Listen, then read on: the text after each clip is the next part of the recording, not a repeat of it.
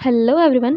तो आज हम एक नए लेक्चर के साथ आप सबके सामने फिर से आ गए हैं। तो आज का हमारा नया टॉपिक है रोगी परीक्षा। तो रोगी परीक्षा समझने से पहले हम ये समझते हैं कि परीक्षा क्यों करनी है, क्या ज़रूरत है उसकी।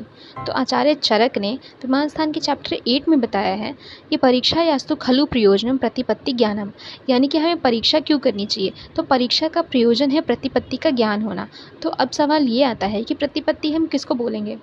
तो जिस भी रोग का आयुर्वेद शास्त्र में जिस प्रकार से उसकी उत्पत्ति, लक्षण या किसी भी चीज़ का निर्देश बताया गया है, उसका उसी प्रकार से ज्ञान करके और चिकित्सा में उपयोग करना प्रतिपत्ति ज्ञान कहलाता है। तो अब हम देखते हैं कि आचार्य चरक ने ऐसे कौन कौन से भाव बताए हैं जिसके बेस पे हम परीक्षा करेंगे। तो उन्होंने 10 प्रकार के भावों का निर्देश किया है। तो वो है कारण, करण, कार्ययोनि, कार्य, कार्यफल, अनुबंध, देश, काल, प्रवृत्ति और उपाय। तो फर्स्ट है हमारा कारण, अर्थात जो भी चिकित्सा करता है वह कारण हुआ, अर्थात चिकित्सक। दूसरा है हमारा करण, तो कार्य में प्रवृत्त होने वाले कर्ता के साधन में जो भी होता है उसे हम करण कहते हैं। यानी कि चिकित्सा में प्रवृत्त होने के लिए चिकित्सक की जो भी सहायता करता है वो करण हुआ, अर्थात औषध। फिर है हमारा कार्ययोनि, यानी कि जिस भी रीज़न से जो पेशेंट है डॉक्टर के पास आ रहा है वो रीज़न हुआ कार्ययोनि, यानी कि किस पे डॉक्टर को काम करना है। तो बिना धातुओं की विषमता हुए रोगों की उत्पत्ति नहीं होती है। तो कार्ययोनि हुआ धातुओं की विषमता, जो कार्य है वह हुआ धातु साम्यता। नेक्स्ट है हमारा कार्यफल, तो चिकित्सा करने से हमें सुख की प्राप्ति होती है। उसके बाद है अनुबंध, तो आयु को हम अनुबंध कहते हैं। तो यहाँ पर दीर्घायु हुआ अनुबंध। देश, देश 2 प्रकार के बताए गए हैं, पहला है देह देश और दूसरा है भूमि देश। उसके बाद है काल, तो काल भी 2 तरह के होते हैं, जो कि है नित्यक और आवस्थिक। नित्यक जो कि काल और ऋतु के अनुसार होते हैं और इसी को हम संवत्सर भी बोल सकते हैं। दूसरा है हमारा आवस्थिक, जो कि रोगी के अनुसार होती है। उसके बाद है प्रवृत्ति, जो चिकित्सा के चतुष्पाद हैं, वो चिकित्सा को प्रारंभ करने के लिए जो भी अपने कार्य को करते हैं उसको हम कहते हैं प्रवृत्ति। इसके बाद है उपाय, तो कारण, करण और कार्ययोनि, इन तीनों के उचित रूप से संपादन करने को ही उपाय कहा गया है। तो इन दशविध भावों में जो देश है उसमें भी जो देह देश है उसके अनुसार आचार्य चरक ने हमें दशविध परीक्षा का निर्देश किया है। तो इस 10विध परीक्षा के माध्यम से हम रोगी के बल और उसके अंदर जो व्याधि हो रखी है उसके बल की जांच कर सकते हैं। तो इन 10विध परीक्षा में 10 प्रकार की परीक्षा बताई गई है, जो कि है प्रकृति, विकृति, सार, संहनन, प्रमाण, सातम्य, सत्व, आहार शक्ति, व्यायाम शक्ति और वय। तो इन सभी परीक्षाओं में जो विकृति है उसकी परीक्षा हम व्याधि के बल को जानने के लिए करते हैं और अन्य जो 9 है उनकी परीक्षा हम रोगी के बल को जानने के लिए करते हैं। तो एक एक करके अच्छे से समझते हैं। तो मनुष्य की जो प्रकृति होती है वो गर्भकाल से ही डिसाइडेड होती है। तो इसको 2 तरह के फैक्टर्स अफेक्ट करते हैं, जो कि है बिफोर बर्थ और दूसरा है आफ्टर बर्थ। तो जो बिफोर बर्थ है वो गर्भज प्रकृति डिपेंड करेगी और जो आफ्टर बर्थ है वो जातज प्रकृति जो है ये इफेक्ट करेगा। तो गर्भज प्रकृति में अगेन फैक्टर्स आते हैं, जो कि है शुक्र शोणित की प्रकृति, गर्भधारण काल की प्रकृति, गर्भाशय की प्रकृति, माता के आहार विहार की प्रकृति और महाभूतों की प्रकृति। इन सभी में जिन दोषों की प्रबलता या अधिकता होती है शिशु में भी वही प्रकृति का निर्माण होता है। नेक्स्ट है हमारा जातज प्रकृति, जो कि 6 टाइप्स के होते हैं, जो है जाति प्रसक्ता, कुल प्रसक्ता, देश अनुपातिनी, काल अनुपातिनी, वय अनुपातिनी और प्रत्यात्मनीयता। बाकी सभी से तो आप फैमिलियर हो सकते हैं। जो प्रत्यात्मनीयता होता है उसका मतलब होता है पर्सनल हैबिट्स। तो ये भी एक फैक्टर होता है जो कि किसी भी पर्सन की प्रकृति को डिसाइड कर सकता है। जो प्रकृति है उसको फर्दर 2 टाइप से क्लासिफाई किया गया है, जो कि है शारीरिक और मानसिक।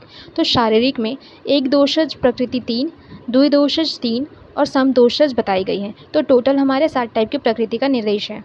जो समदोष प्रकृति होती है उसको सर्वश्रेष्ठ बताया गया है, कफज प्रकृति को उत्तम, पित्तज को मध्यम, वातज को हीन और द्वंद्वज प्रकृति को निंदनीय कहा गया है।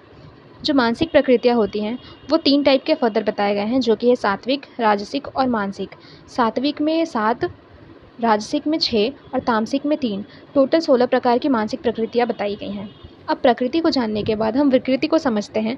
तो विकृति हम पहले देख के आ चुके हैं कि जो विकृति की परीक्षा होती है वो व्याधि के बल को जानने के लिए की जाती है। तो विकृति का अर्थ ही है विकार।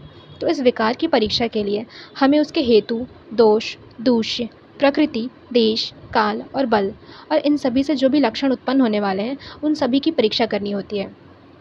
तो जो भी पेशेंट है, अगर उसमें जो दोष उत्पन्न हुए हैं या जिस दोष की विषमता के कारण वो रोगी हुआ है, तो उस दोष, दूष्य, प्रकृति, देश, काल और बल, अगर उनमें समानता होती है या और जो लक्षण उसकी उसमें दिखाई दे रहे हैं वो बहुत ज़्यादा होते हैं, अधिक होते हैं, तो वो व्याधि बहुत बलवान होती है, जिसको ट्रीट करना बहुत मुश्किल हो सकता है। नेक्स्ट हमारा आता है कि जिस भी रोगी में दोष, दूष्य, प्रकृति, देश और काल, इन सब का जो बल है वो समान हो तथा जो हेतु और लक्षण होते हैं वो भी ज़्यादा नहीं होते हैं, अल्प होते हैं, तो वो जो व्याधि है वो अल्प बल की होती है और इसी तरह से मध्यम बल वाले भी होते हैं। नेक्स्ट है हमारे सार की परीक्षा। तो सार किसको कहते हैं? तो जो रसादी जो 7 धातुएँ बताई गई हैं, उन सब का जो विशुद्ध रूप होता है, यानी कि जो सबसे प्योरेस्ट फॉर्म होता है, उसको हम सार कहते हैं। तो सार की परीक्षा हम पुरुषों के बल जानने के लिए करते हैं। कई बार आपने देखा होगा कि जो पर्सन है वो बहुत लीन एंड थिन है, बहुत ज़्यादा पतला है, जिसको देख कर के ऐसा लगता है कि वो बहुत ज़्यादा भार नहीं उठा पाता होगा, लेकिन वो बहुत ज़्यादा हेवी वर्क करने के लिए कैपेबल होता है। तो इसकी परीक्षा करने के लिए हम सार परीक्षा को देखते हैं, क्योंकि हम किसी को भी देख के नहीं बता सकते कि उसमें कितनी ज़्यादा पोटेंशियल है।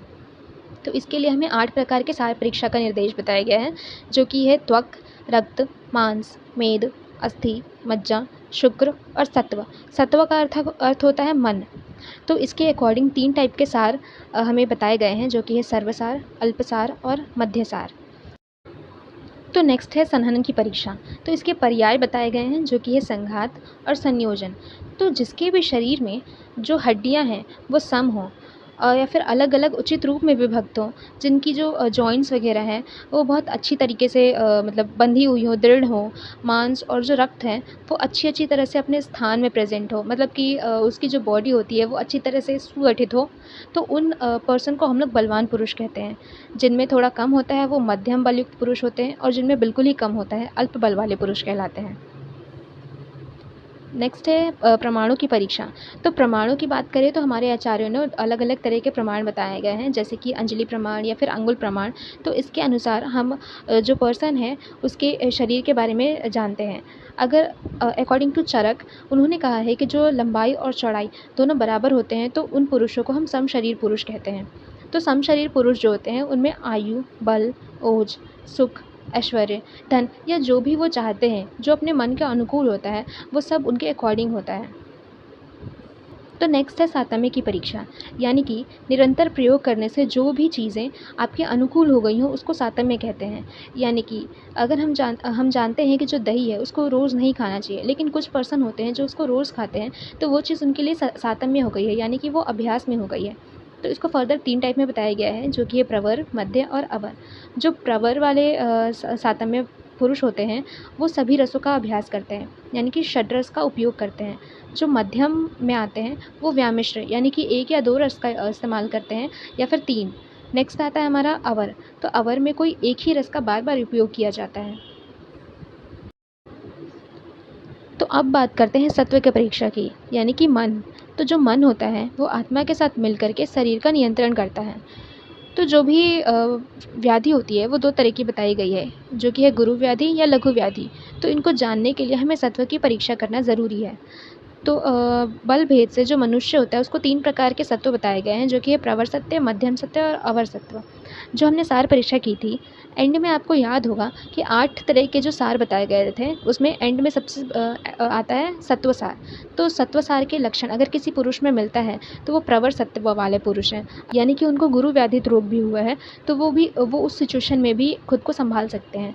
नेक्स्ट है हमारा मध्यम मनोबल या फिर मध्यम सत्व। तो ऐसे वाले जो पर्सन होते हैं हो सकता है कि वो घबराएं, लेकिन अगर कोई उनको सपोर्ट करे या फिर कोई उनका साथ दे तो वो उस सिचुएशन में भी स्टेबल हो सकते हैं। नेक्स्ट है हमारा अवर सत्व। तो ये जो हीन मनोबल वाले पुरुष होते हैं वो थोड़ी थोड़ी सिचुएशन पे भी घबरा जाते हैं और शांत नहीं हो पाते हैं। इसके बाद है आहार शक्ति की परीक्षा। तो आहार शक्ति की परीक्षा जो जठराग्नि है उसके बल के अनुसार की जाती है, जो कि अनुमान द्वारा लगाया जा सकता है। तो जो आहार शक्ति की परीक्षा है वो 2 तरह से बताई गई है, एक तो अभ्यवरण शक्ति और दूसरा है जरण शक्ति। तो अभ्यवरण शक्ति जो भी रोगी है वो कितनी मात्रा में आहार को ग्रहण कर रहा है उस बेसिस पे करते हैं, और जो जरण शक्ति है उसका हम लोग उसके पाचन शक्ति से ज्ञान करके अनुमान द्वारा करते हैं। उसके बाद आता है व्यायाम शक्ति। तो व्यायाम शक्ति उसके कार्य करने की शक्ति को देख करके हम परीक्षा करते हैं। फर्दर 3 टाइप से हो सकते हैं, जो कि है उत्तम बल, मध्यम बल और हीन बल। वय की परीक्षा में हम देखें तो वय 3 प्रकार से क्लासिफाई किया गया है। वय का अर्थ आयु होती है, तो वय को 3 प्रकार से क्लासिफाई किया गया है, जो कि है बाल्यावस्था, मध्यावस्था और जीर्णावस्था। जो बाल्यावस्था होता है उसमें कफ दोष की प्रधानता होती है, मध्यमा में पित्त दोष की प्रधानता होती है और वृद्धावस्था में वात की अधिकता होती है। जो बाल्यावस्था होती है उसको फर्दर 2 टाइप से बताया गया है, जो कि है अपरिपक्व धातु, यानी कि इस आयु में जो धातुएं होती हैं वो पूर्ण रूप से नहीं बनी होती हैं, और दूसरा है हमारा विवर्धमान धातु, जो कि है 16 साल से 30 वर्ष की आयु।